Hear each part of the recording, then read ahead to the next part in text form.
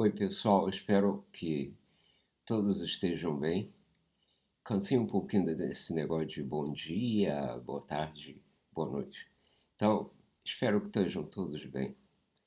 Hoje nós vamos dar prosseguimento ao capítulo 5 e entrar num assunto que talvez tenha sido a maior aventura intelectual que o homem já teve, que começou 500 anos antes de Cristo e veio até os nossos dias. Vejam, 2022 estamos falando de filosofia.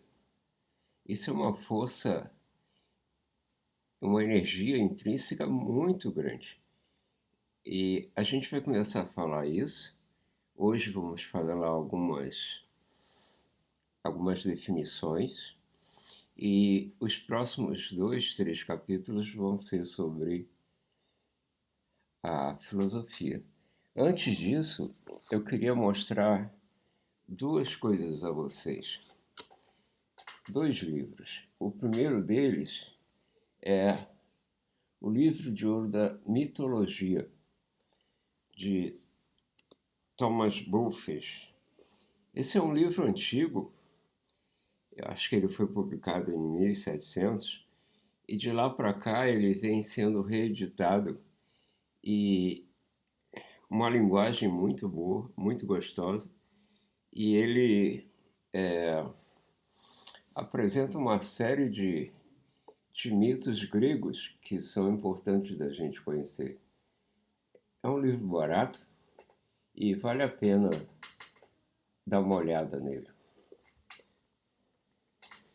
O outro livro que eu quero mostrar para vocês, esse sim, esse é muito importante, é esse aqui, ó. O Mundo de Sofia, do Gardner. Esse livro, se você nunca leu nada sobre filosofia, esse é o livro. Ele conseguiu mesclar um conto policial com a apresentação de filósofos, suas propostas e sua influência. Então, se tiver a possibilidade, compre e leia esse livro, né? Porque vale a pena, a gente aprende muito aqui. Bom, e como eu falei, a gente vai começar a falar sobre filosofia, só que antes de entrar nos detalhes do processo que a gente vai ver nos próximos capítulos, eu queria definir alguns termos que a gente vai falar muito nos próximos capítulos. Os termos são sofista e, obviamente, filosofia.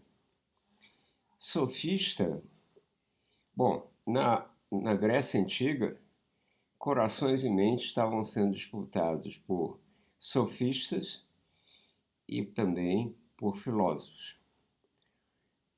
O sofista, ele se considerava o próprio sábio e ele andava de cidade estado em cidade estado vendendo o conhecimento dele.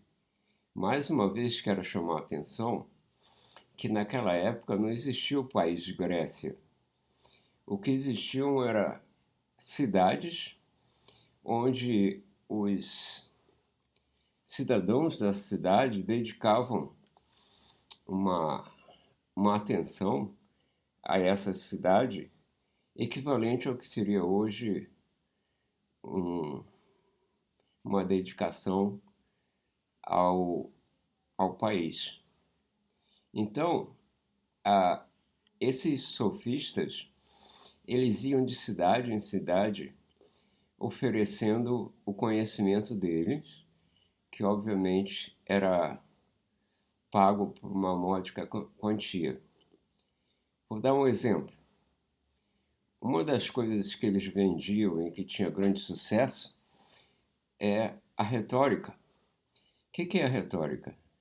A retórica é a arte do bem falar e do convencimento. E por que isso fazia sucesso? Porque em muitas das cidades, especialmente Atenas, uma pessoa apresentava uma queixa: olha, sumiu uma vaca do meu campo. O outro se defendia dizendo: ela entrou sozinha no meu campo, eu não botei ela para lá. E o julgamento de quem tem razão disso aí era feito por um juiz e quase 500 jurados. Nesse caso, tinha que saber convencer os outros, porque no final das contas eram esses jurados que decidiam se você ia ficar com a vaca ou não. E isso era muito importante. Então, uma das coisas que os sofistas faziam era ensinar como que você deve se comportar, como deve falar. Em alguns casos, até o sofista ia representando a pessoa que estava com um problema. O outro grupo que também estava atuando eram os filósofos. Esses aí vocês certamente já ouviram falar. Só que imagino que a maneira que vocês ouviram falar não é a interpretação definitiva. O termo filósofo foi cunhado por Pitágoras. E aí, deixa eu abrir um parênteses aqui. Quando a gente pensa, um filósofo, a gente pensa logo, pegando a palavra, filo, que gosta, sofia, conhecimento. A gente, traduzindo assim ao pé da letra, o filósofo é o cara que gosta do conhecimento. Mas não é bem assim. Pitágoras entendeu que o conhecimento ele só pode ser atingido pelos deuses. E o filósofo é aquele cara que ele ou ela que almejam chegar a esse conhecimento. Almejam aprender e chegar o mais próximo possível desse conhecimento que pertence aos deuses. Então, Paulo, eu vou parar aqui, porque eu não pretendo chegar ao conhecimento dos deuses. Até a gente, na definição de filosofia, a gente não vai chegar lá. Mas, em compensação, nessa viagem de aprender, ela é maravilhosa. E é muito incrível quando você vê coisas que os outros não enxergam. É muito incrível quando você consegue, mesmo não chegando ao conhecimento total, trazer para cá um conhecimento que vai ajudar as pessoas e a você entender melhor o mundo que vive. Então, nesse sentido, a filosofia é muito importante. Mais algumas observações.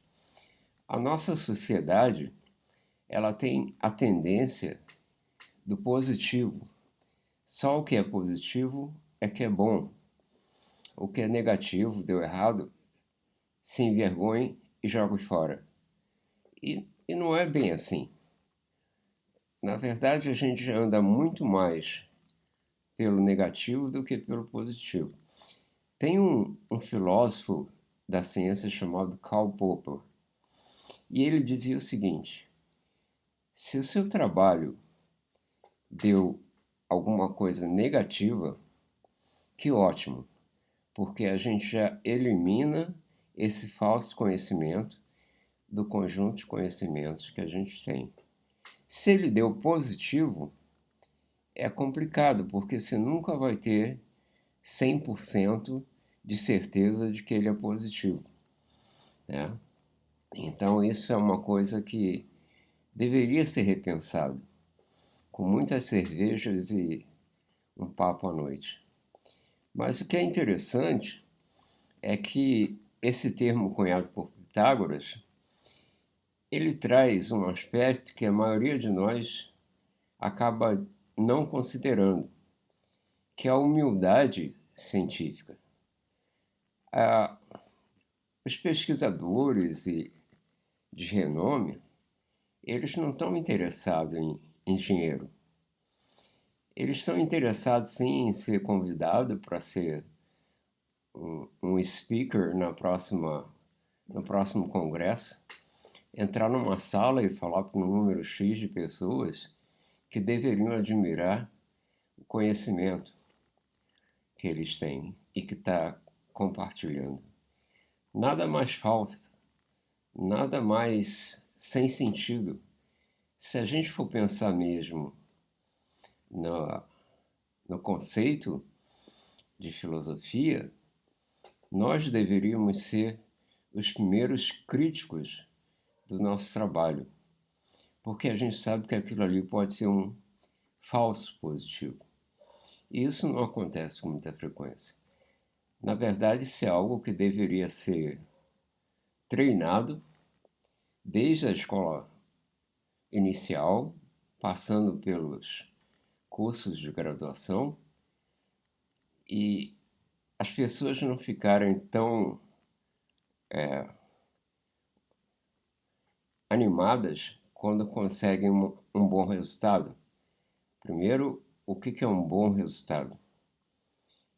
As pessoas tinham que ser mais treinadas a aceitar o que não estava esperando que acontecesse. E talvez num momento como esse ele consiga enxergar um outro caminho que antes ele não via. Então, é uma coisa importante esse treinamento da mente a respeito do que é fazer ciência, por exemplo, do que é o mundo ao nosso redor. A gente tem uma visão muito positivista, mas tem muitas coisas negativas que são importantes. E, como eu falei, isso é o tipo do papo que regada muita cerveja durante a noite. No próximo capítulo, eu já vou começar a falar sobre filosofia, falando dos pré-socráticos. E vou aguardar o próximo dia luminoso para conseguir gravar mais um capítulo para vocês. Tenham um bom dia e aproveitem, leiam e pensem também, talvez seja o mais importante. Um abraço, tchau.